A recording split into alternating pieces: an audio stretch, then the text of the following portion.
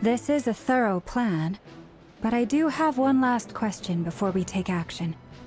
How can we be sure that our enemy won't leave the designated area? Great question.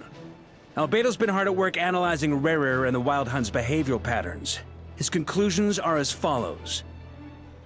Firstly, from the earliest known confrontation until now, Reuniu has never displayed any ability to manipulate the dimension of space. So it's unlikely he has any power in that domain. Secondly, he seems to have a particularly strong vendetta against our group.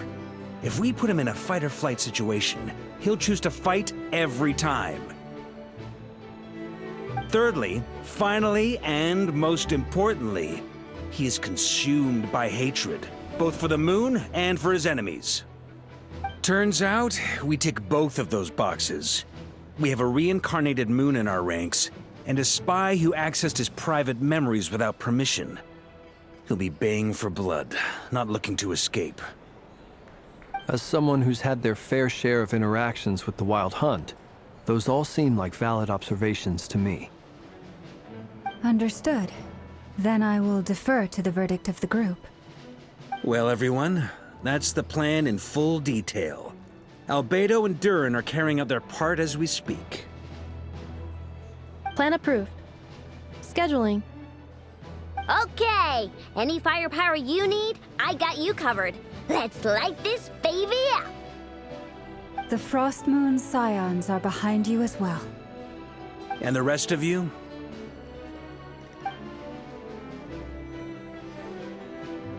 No objections? All right, then it's settled. This is the plan we're going with. Next up, an old tradition of mine. Anyone who wants to back out, now's your chance. Wait, we can still back out of this? Everyone says things they regret, right? I don't want anyone feeling trapped because their mouth said yes before their brain had time to think things through. A very people-first approach. I hear that's common practice in the Knights of Favonius. Heh. Who'd you hear it from? D-Luke? Shh. We don't use people's real names at work. This contact will be known only as Owl, please and thank you. This plan can only work if everyone does their part. Flint's and I will absolutely support it. We shall indeed. You'll be glad you accepted our help. Also, you are the last person I expected to see here, Miss Dory. It's not often I get called Dory in a work context. My peers usually call me Lord Sangama Bay. So, the longer your name, the higher your net worth. Is that the idea here? In that case, Mr. Flint's here must be worth a fortune. That's right, I know your full name. It's... The walls are thin here. I'd appreciate you keeping that a secret. Okay, fine. I'm actually only here as a favor for someone else. Do you have any idea how much it would cost to hire me otherwise? Oh, does this mean someone out there actually has the power to boss Dory around? It most certainly does not. We have a long-standing and mutually beneficial business partnership. She's actually the mom of a friend of yours. Said mom supplied me with a great little trinket, but now that lady's ruined everything. If I don't start building a little goodwill now, my whole business in Notcry is gonna go down the drain! Okay.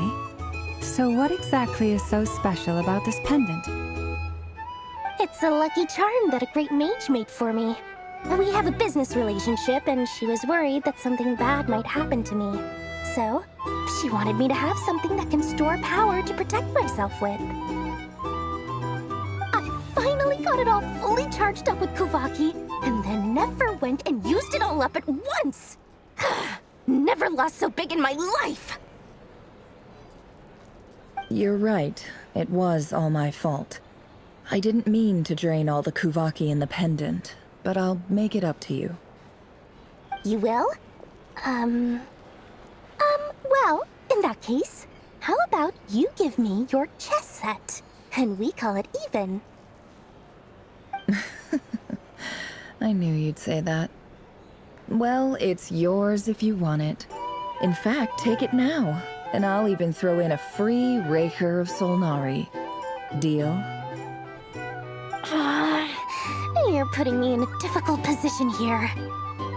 It's a very useful thing to have around, but I have a funny feeling it won't be around much longer. I guess we'll see in a couple of days.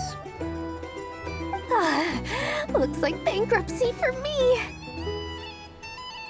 Hey, don't be so pessimistic. See this through and you never know. You might find a new business opportunity on the other side.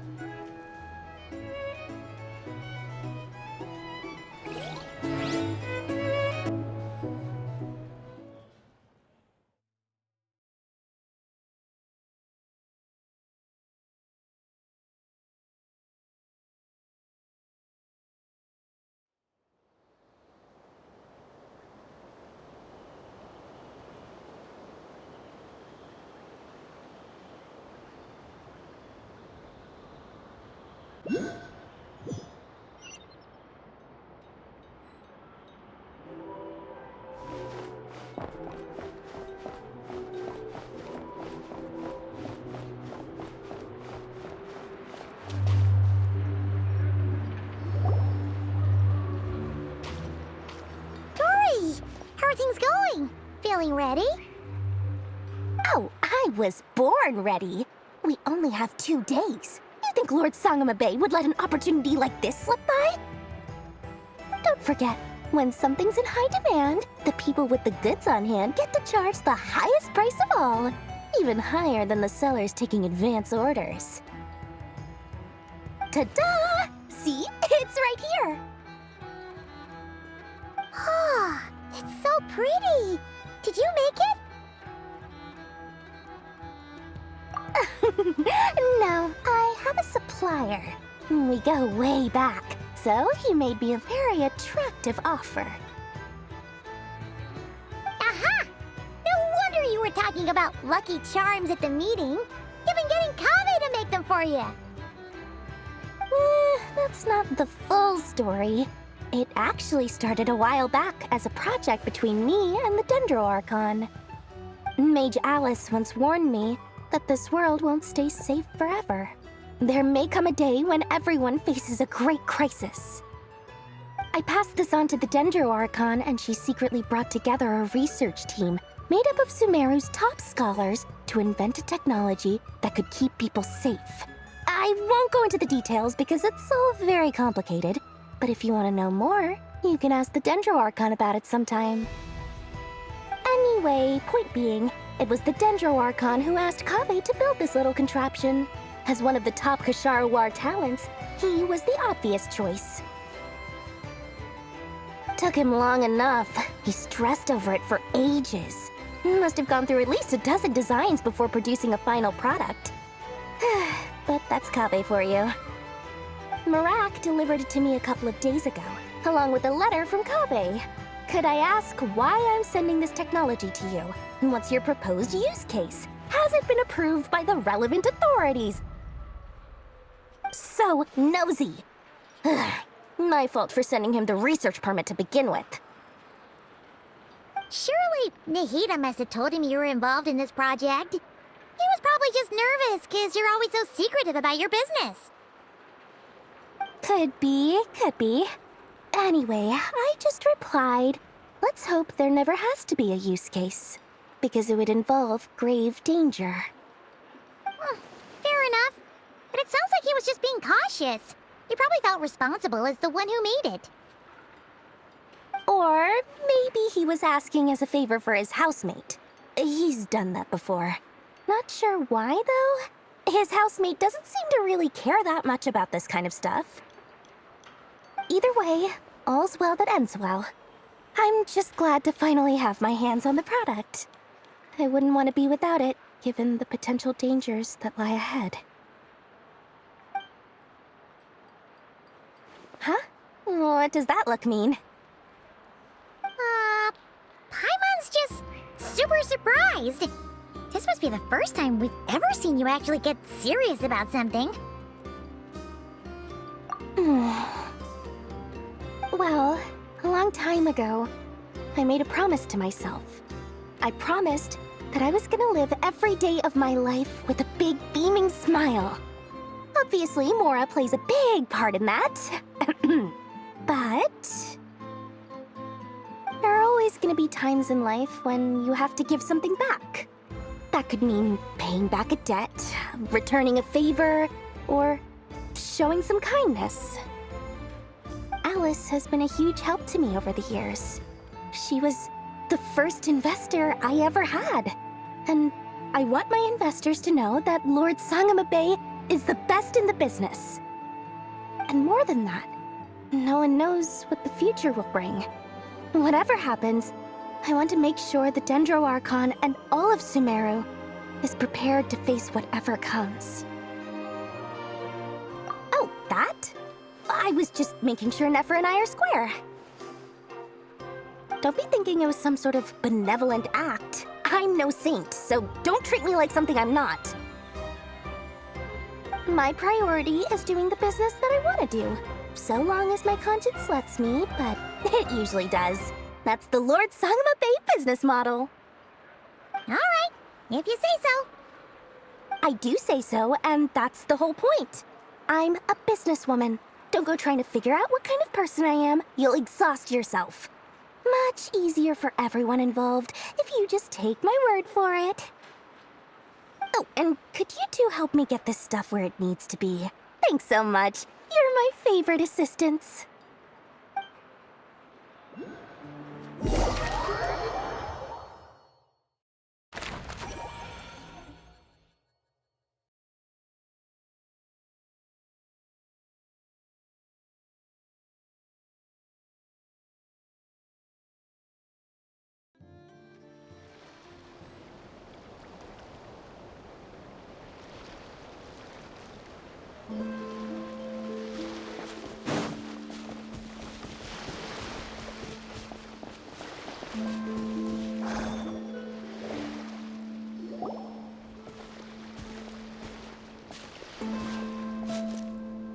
Traveler, Paimon, it's good to see you. Everything going smoothly over here? Sort of. As you're probably aware, Varka, Diren, and I captured some abyssal creatures from the Wild Hunt. Per the plan, we dissected and analyzed some samples of these creatures. The process went very smoothly. The findings, however, come with some troubling implications. What? You can actually dissect the Wild Hunt? That depends on your definition of Wild Hunt and dissection. Harmless, lifeless. These words are accurate descriptions. The Wild Hunt is an interesting phenomenon. In and of itself, it doesn't seem to possess anything akin to a human personality. But taken as a collective, the medium through which the Wild Hunt is summoned does appear to have a soul. Master griped a lot about the wise Horoptotire, and seemed somewhat fascinated with the foul Certology. But she barely mentioned Rerir at all. I don't think that was because of his lower social standing, though. Anyway, it's a pity. I should like to hear her thoughts on the nature of the life form he has become today. It's a strange mix. The furious energy of an abyssal being channeled through a fractured physical existence. A consequence of being torn apart by an unknown power. Perhaps the only explanation for his survival in this state is that he sacrificed a degree of individuality in exchange. Oh, sorry. Once I get talking about interesting research, I have a tendency to go on indefinitely. Back to our research findings. Essentially, they confirm my hypothesis. Rerir's corpse is completely contaminated by the Abyss, and the effects are irreversible. You could think of this as Rerir in mutated form, but in my view, even that would be inaccurate. In reality, his whole being has been consumed by the Abyss. In other words, he is now nothing more than a manifestation of abyssal power. Unfortunately, at present, we have no means of completely eradicating abyssal power. Hence, we cannot fundamentally destroy the Reuniu of Solnari either. Oh, that's terrible news! So, that's it? We can't defeat him? Not even if we get the power of the Three Moons? Miss Columbina's situation is a difficult one. She can never achieve wholeness when the world does not accept her presence. It's as if her creator banished her to a place she can never be accepted. It means she spends most of her energy just on her own survival. Given the circumstances, it's only natural to despair. But we must see this plan through to the end. Time to kick off the backup plan. Oh, Paimon almost forgot! This is for you. Dory asked us to bring it. Ah, how wonderful. Well, thank you for making the trip. Durin and I will be heading off shortly. I'm sorry I won't be there to protect you in person this time. Please be careful. All right then. Stay safe.